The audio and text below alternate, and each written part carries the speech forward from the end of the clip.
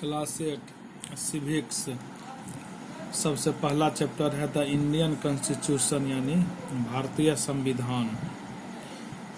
Chapter है have you ever wondered why do you need rules. क्या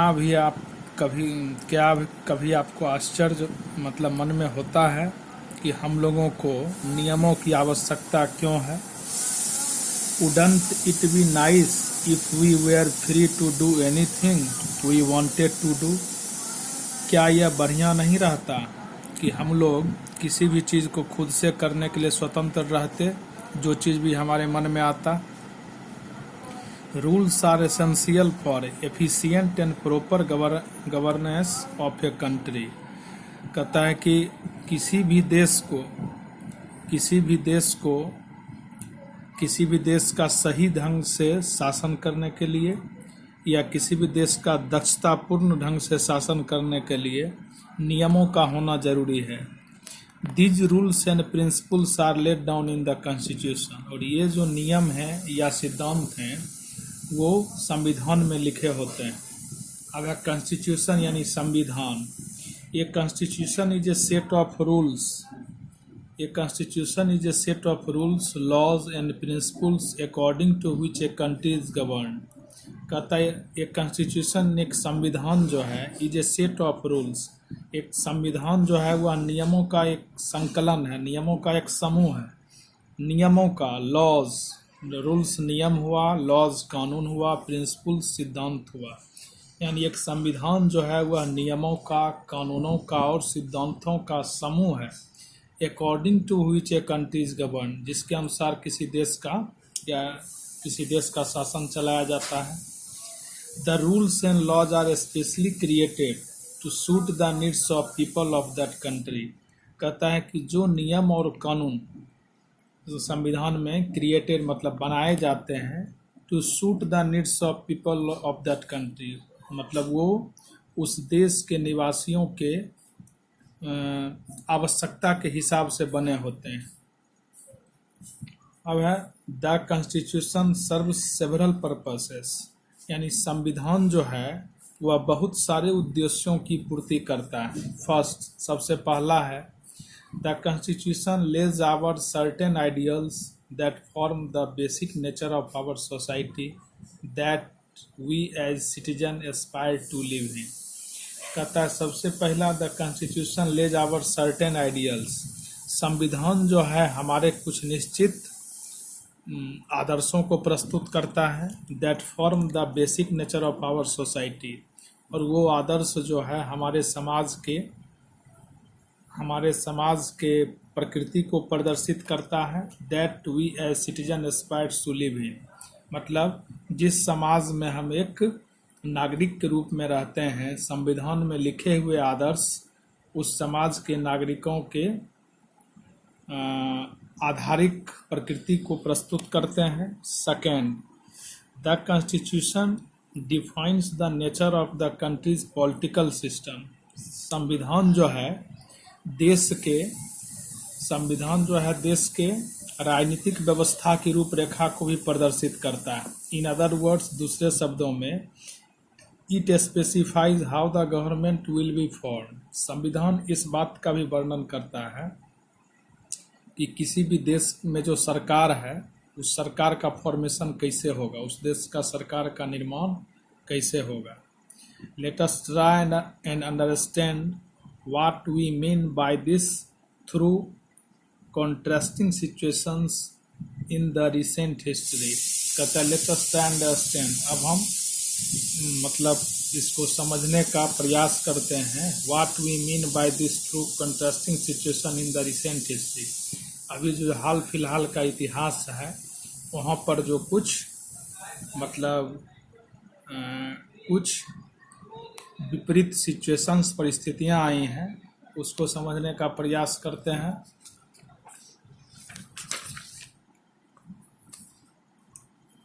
of country, Nepal that borders India on the north.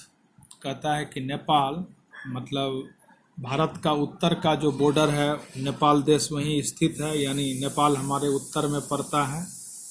until quite recently Nepal was a monarchy. अभी अभी हाल फिलहाल तक नेपाल एक राजतंत्र था. अभी हाल फिलहाल तक नेपाल एक राजतंत्र था. राजतंत्र का मतलब हम लोग जानते ही हैं, जहाँ पर राजा का शासन होता है. राजा का पद हेरिडिटरी यानी वंशानुगत होता है, यानी राजा के मरने के बाद उसका बेटा राजा बनता है. मतलब कहने का अर्थ है कि अभी हाल फिलहाल तक, बात बहुत ज़्यादा पुरानी नहीं है, नेपाल में मोनार्की था यानी राजतंत्र था. The previous constitution of Nepal which had been adopted in 1990 reflected the fact that the final authority rested with the king. कहता है कि the previous constitution of Nepal, Nepal का जो पहले का संविधान था जिसको 1990 यानी 1990 में अडॉप्ट किया गया था, reflected the fact that the final authority rested with the king. वह इस सच्चाई को दिखाता है कि अंतिम अथॉरिटी यानी राज्य का जो एक तरह से सबसे निर्णय लेने का जो अंतिम निर्णय लेने का जो क्षमता था वह राजा के पास था. ए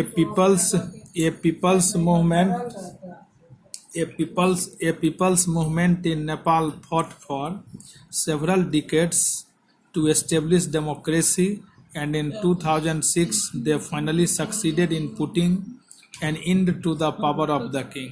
कहता है पीपल्स मूवमेंट, नेपाल में लोगों का आंदोलन चलते रहा फॉर सेवरल डिकेड्स मतलब दशक होता है, 10 साल को मतलब एक डिकेड कहते हैं.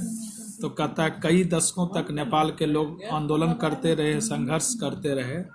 टू एस्टेब्लिश डेमोक्रेसी मतलब प्रजातंत्र की स्थापना करने के लिए.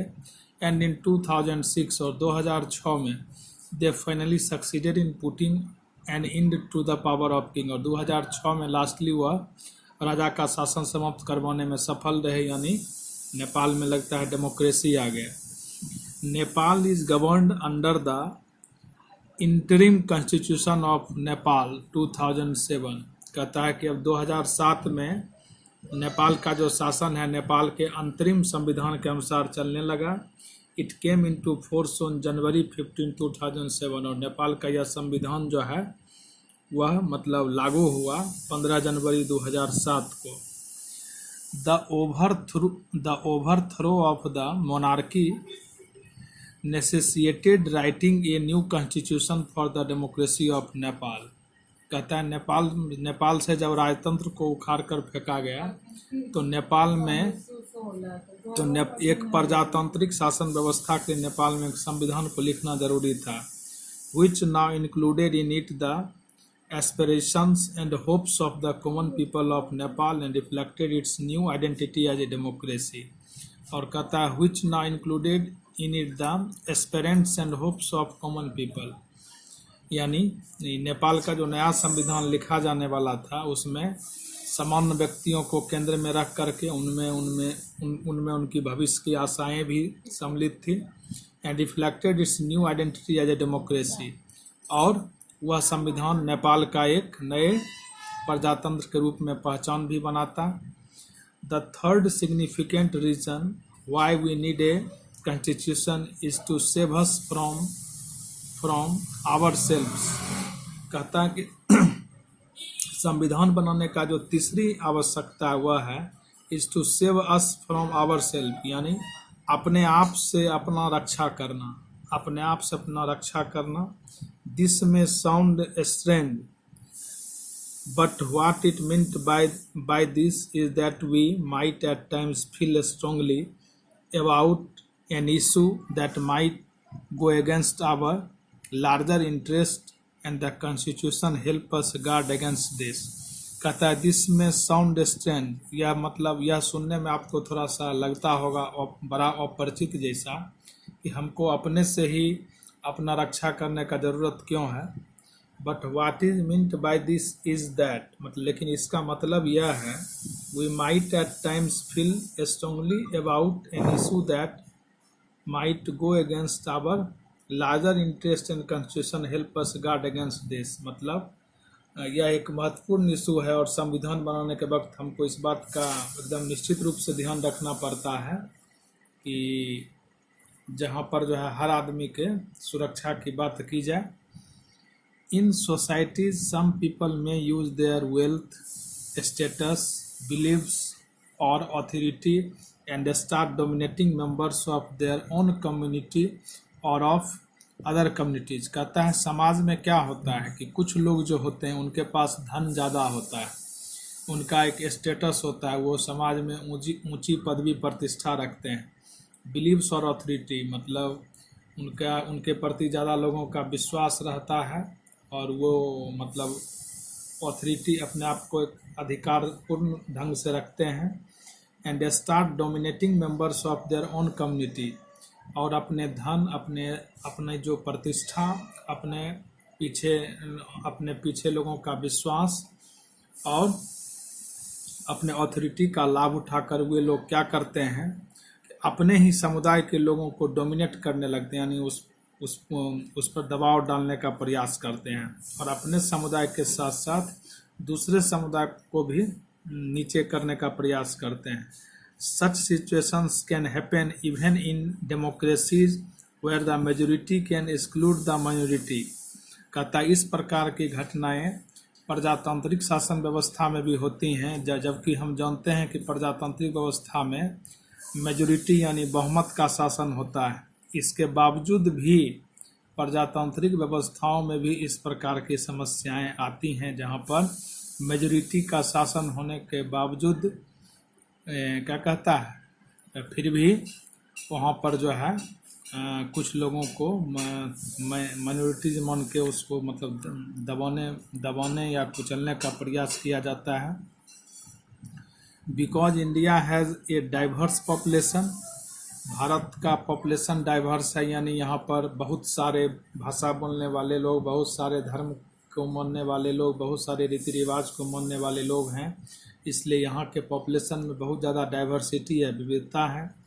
It is important to protect the rights of the minority, इसलिए इंडिया में ज़रूरी है कि जो अल्पसंख्यक, माइनॉरिटीज मतलब होता है अल्पसंख्यक अर्थात जिसकी संख्या कम हो, इसलिए भारत में यह ज़रूरत है कि जो अल्पसंख्यक हैं उनकी सुरक्षा का प्रबंध किया जाए, उनके अधिकारों की रक्षा की जाए। Our constitution guarantees certain rights to protect the minorities against the operation by the majority. कहता है हमारा संविधान जो है, अगर मेजॉरिटी वाले लोग माइनॉरिटीज़ को अगर दबाने का प्रयास करते हैं तो हमारा संविधान में ऐसे कुछ रूल्स और नियम हैं जो कि माइनॉरिटी के अधिकार की रक्षा करता है। अब एक टिटबिट है। इन अप्रैल 2008 elections were held in Nepal and the Communist Party of Nepal Maoist came to power। कहता है अप्रैल 2008 में नेपाल में चुनाव हुआ और वहाँ का communist party of Nepal Maoist जो है वो सत्ता में आया। इन मई 2008 मई 2008 में the monarchy was abolished and Nepal was declared as a federal democratic republic. मई 2008 में नेपाल से राजतंत्र समाप्त हो गया और नेपाल जो है एक प्रजातांत्रिक गणतांत्रिक देश के रूप में नेपाल का उदय हुआ।